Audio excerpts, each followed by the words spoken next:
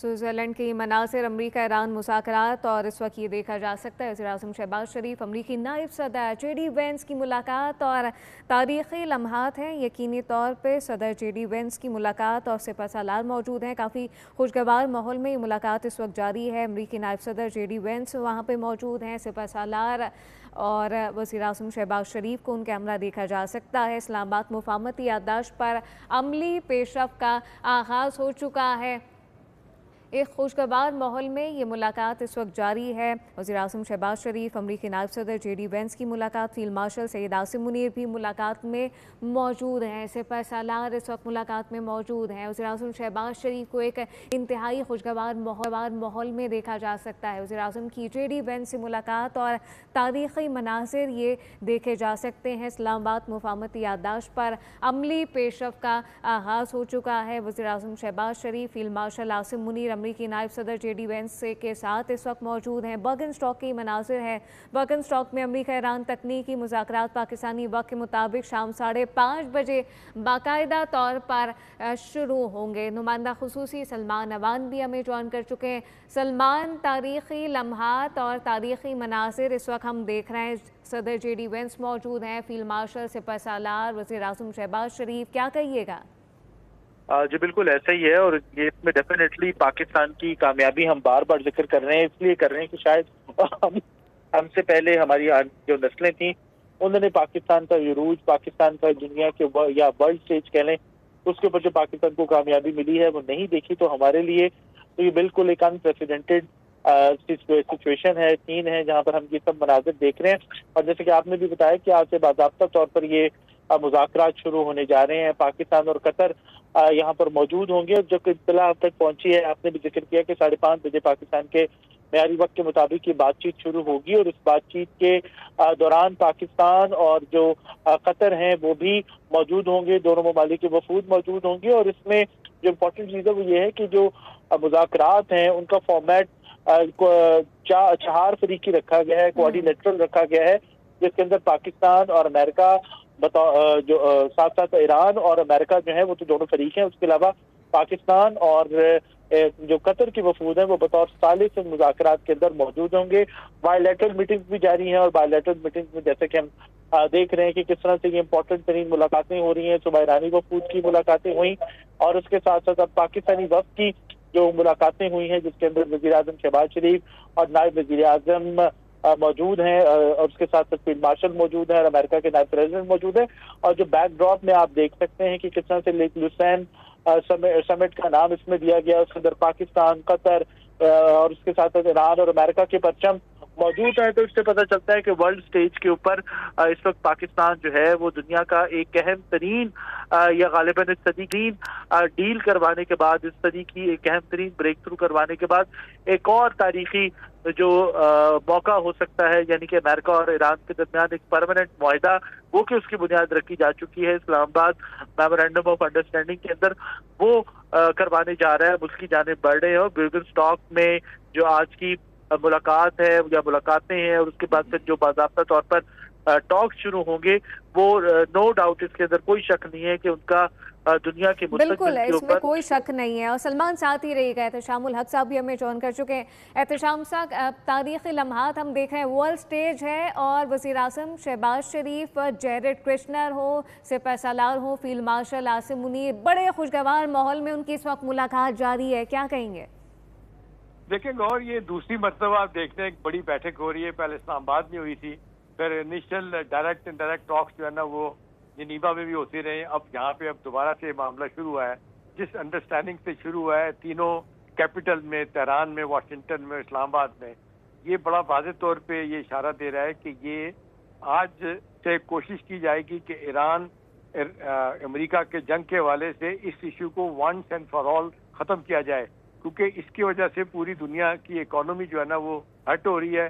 Global economic crisis जो है ना वो हो गया था, जो अब थोड़ा सा एवर्ट हुआ है। ऑयल प्राइसेस जो है कम होना शुरू हो गए हैं, स्टॉक मार्केट दुनिया की दोबारा से वापस आ रही हैं और ये जो एक मामूल की जो इकोनॉमिक एक्टिविटी है वो सामने आ रही है। तो अब ये कि गुल जिस तरीके से हम देख रहे हैं मामलात को गौर आगे लेके गए हैं, पाकिस्तान ने कन्विंस किया है और ये सारी दुनिया मान रही है कि बड़े हार्ड निगोशिएटर है ईरानी, ये फील्ड मार्शल ने 3 दिन आपने देखा लड़ाई के दौरान गए थे, फिर अपने नुमाइंदे को मोहसिन नकवी को भेजा, फिर प्राइम मिनिस्टर साहब भी राब्ते में थे मुसलसल अपने इनके साथ अब्बास अराकी साहब के साथ, और उनको बताया गया कि इस वक्त आपको थोड़ा कुछ कंसीड करना पड़ेगा, अगर आप अपनी शराइत पे अड़ जाएंगे तो मामला खराब हो जाएगा। देखिए चाइना ने भी कोशिश की, रशिया ने भी कोशिश की मनाने की, बात नहीं बनी। फिर ये पाकिस्तान ने फील्ड मार्शल साहब ने जिस तरीके से उनको समझाया, और वो ये न्यूक्लियर प्रोग्राम के बारे में थोड़ा सा पीछे हटे हैं, और उनका ये कहना कि जी भाई ठीक है इस एग्रीमेंट को फाइनलाइज होने दें और उसके बाद निटी गिटी जो है वो 60 दिन में तय होगी, तो आपको बहुत कुछ मिलेगा। ये नहीं हो सकता कि ईरान जो है ना वो अगर न्यूक्लियर के मामले में कंसीड करेगा तो उसकी बात नहीं मानी जाएगी। उसके फ्रोजन एसेट भी जिसको कहना चाहिए अनफ्रीज होंगे, डेफिनेटली होंगे। ये तो सारी दुनिया कह रही है, New York time, Washington post, Los Angeles time, guardian, ये सब कह रहे हैं कि ये तो करना पड़ेगा। ये ऐसा नहीं है कि सिर्फ ये विन विन सिचुएशन अमेरिका के लिए बना दी जाए और प्रेसिडेंट ट्रंप जो है ना वो इलेक्शन जीतने के लिए वहां पे जाके कहे देखिए जी हमने तो ईरान की सारी बातें नहीं मानी, हमारी बातें मानेंगे। नतीजतन ईरान ने भी अपनी बातें बनवाई हैं, उन्हें भी आपने देखा अपने लोगों को जाके खुश करना है, फेस सेविंग अपने लिए के जानी है। तो ये जो बात हो रही है गौर के जी किसी तरीके से ऑफ रैम्प दिया जाए, दोनों जो है ना ये कह सकें जी हमारे मुतालबात माने गए, इस जंग के दौरान जो चीजें हुई हैं वो सारी की सारी हमारे हक में हुई हैं, तो हमें तो दोनों साइड कर रही हैं। अब ये फायदा होगा सबसे ज्यादा ईरान को 45 साल की सैंक्शन से जब निकलेगा। अभी देखिए लेटेस्ट फिगर आ गया है, हर 2 हफ्ते के बाद वहाँ $500 मिलियन का तेल ईरान का जा रहा है। अब उस पर पाबंदियां अगर उड़ जाती हैं, आप यकीन करें दूसरा बड़ा मुल्क है गौर 200 बिलियन बैरल प्लस जो है ना उनके तेल के जखायर है, 2.7 ट्रिलियन जिसको कहते हैं मुकाफिक गैस उनके पास है। तो उनको तो एकदम से उनकी इकोनॉमी ऊपर जाएगी। अभी तो देखिए बड़े उनके ऊपर चैलेंजेस है, इस जंग में उनका बड़ा नुकसान हुआ है। उनका सेंट्रल बैंक का गवर्नर कहता है कि जी 10 साल लगेंगे हमें रिहेबिलिटेशन में। तो ये एक प्रोसेस शुरू हो जाएगा, पूरी दुनिया ईरान के साथ चलेगी, ट्रेड होना उनकी शुरू हो जाएगी। और ये $300 बिलियन की जो बात आ रही है कि इसमें इन्वेस्ट किया जाएगा। और गौर सबसे इम्पोर्टेंट बात यह है कि ये जो अरब और अजम की लड़ाई थी ना ये अब खत्म होने जा रही है, इसमें सऊदी अरब का बड़ा रोल है। अभी आप देखते हैं एक स्टेज आएगी, अब ये पोस्ट वॉर के बाद आप देखिएगा कि ईरान भी जो है ना इन मायदों में शामिल होना शुरू हो जाएगा। ईरान भी जीसीसी मालिक के कंट्रीज के साथ मुख्तलिफ वालों से उनका आप देखिए आके बैठेगा। तो क्योंकि जीसीसी मालिक को पता चल गया है कि हमने खामखा ईरान को अपना दुश्मन समझा और उसके चक्कर में हमने अपने 19 बेसिस दिए जिसको कहना चाहिए अमेरिका को अपने मुल्कों में, और आप देख लें फिर उस पर क्या हुआ। 240 जो है ना ड्रोन हमले जो ईरान ने फिर यूएई पे किए, उनकी तबाही लेके आए, कुवैत पे की, इसी तरह से आप देख लें बहरीन पे, बाकी जगहों पे हुई। अब वो भी परेशान है कि भी हमारे वादे तो अमेरिका के साथ थे, हमें तो किसी ने सिक्योरिटी प्रोटेक्शन नहीं दी। अब ये कहा जा रहा है कि इसके लिए प्लानिंग हो चुकी है। अब Pakistan under chairmanship of Pakistan ये सारे के सारे आगे चलेंगे। और ये मैं बता सकता हूँ कि 3 माजों पे गौर चीजें जो तय ये जो मेरी तलात है, मिलिट्री महाज पे, सियासी महाज पे और सफारती महाज पे, ये पाकिस्तान को एक बड़ा रोल मिलेगा कि पाकिस्तान ये मशरक़ वस्ता के ममालिक में जाके उनके मसाइल मुश्किलात को कैसे हल करेगा। और ये जो आए दिन हम देखते हैं डिफिकल्टीज है सफारती सतह पे, पाकिस्तान आगे होगा। अच्छी बात है कि जिस तरीके से ट्रंप एडमिनिस्ट्रेशन पाकिस्तान पे तकिया करती है, अभी 3 साल उनके हैं, जेडी वैंस, बाकी लोग भी, उनकी इंटेलिजेंस कम्युनिटी ये समझती है कि इस सारे मामले में पाकिस्तान का एक बहुत बड़ा किरदार है। तो ये एक जिसको कह रहे हैं कि नहीं एक नई पैराडाइम शिफ्ट आएगा गौर इसमें। और मिडिल ईस्ट की पॉलिसी में फिर आप देख लें पाकिस्तान का एक बड़ा रोल होगा। और इसके अलावा आप देख लें मुसलसल जिस तरीके से प्राइम मिनिस्टर फील्ड मार्शल अरब ममालिक की क़यादत से राब्ते में है और उनको बड़ी सपोर्ट है चीन की भी और रूस की भी। हिंदुस्तान को तो यही तकलीफ है कि जी रशिया जो है ना वो पाकिस्तान की बात सुन रहा है, चीन पाकिस्तान की बात सुन रहा है, हम तो स्ट्रेटेजिक पार्टनर है अमेरिका की, हमें तो घास नहीं डाला जा रहा, पाकिस्तान को अमेरिका जो है ना वो हर बात पे पूछता है। तो देखिए ये एक 20 साल के बाद जिसको कहते हैं टर्न अराउंड हुआ है। अब लोगों को पता चल गया कि पाकिस्तान पे झूठे दहशतगर्दी के इल्जाम लगा के पाकिस्तान को जिसको कहना चाहिए न्यूट्रलाइज करने की कोशिश की, पाकिस्तान के रोल को कम करने की कोशिश की, पाकिस्तान को तनाह करने की कोशिश की, वो सब कुछ जो है ना वो खाक पे मिल गया है। आज आप देख लें इंटरनेशनल सतह पे गौर पाकिस्तान तनाह नहीं है, सारी दुनिया पाकिस्तान के किरदार को जिस तरीके से अप्रिशिएट कर रही है, जिस तरीके से वो थैंकफुल हो रहे हैं कि एक बहुत बड़ी लड़ाई से पाकिस्तान ने इनको बचाया है।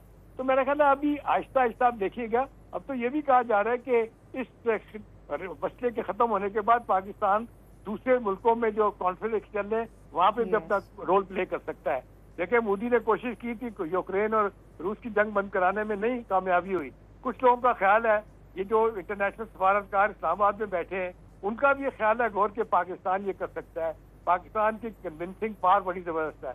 पाकिस्तान जो है क्योंकि न्यूट्रल है कि किसी साइड नहीं लेता, तो लिहाजा पाकिस्तान को इन मामलात में आगे रखा जाएगा। तो मेरा ख्याल है ये एक बहुत बड़ा इवेंट है, बड़ा ब्रेक थ्रू हो चुका है। बिल्कुल। और एहतशाम साहब, पाकिस्तान की कन्विंसिंग पावर की आज दुनिया भी मोतरफ है, और जो इतना बड़ा टर्न अराउंड हुआ है एहतशाम साहब, ये तो हम अब सब देख रहे हैं कि पाकिस्तान ये वेलकमिंग बिहेवियर आगे भी यकीनी तौर पर इंजॉय करेगा। लेकिन जैसे एहतशाम साहब आपने कहा कि दोनों ही हार्ड नेगोशिएटर हैं, तो इतने कॉम्प्लेक्स एरिया में जैसे कि हमने देखा कि पाकिस्तान ने अपनी कामयाब सिफारतकारी को ना सिर्फ साबित किया बल्कि डोनाल्ड ट्रंप हो या फिर ईरान हो, दोनों फरीक काफ़ी मुश्किल से मानने वाली पार्टीज़ हैं, उनको पाकिस्तान ने किस तरह से अपनी कामयाब सिफारतकारी के बायस आज मोड़ा है, तो दुनिया देख रही है और फिर अब बिहेवियर चेंज होते हुए हम देख रहे हैं।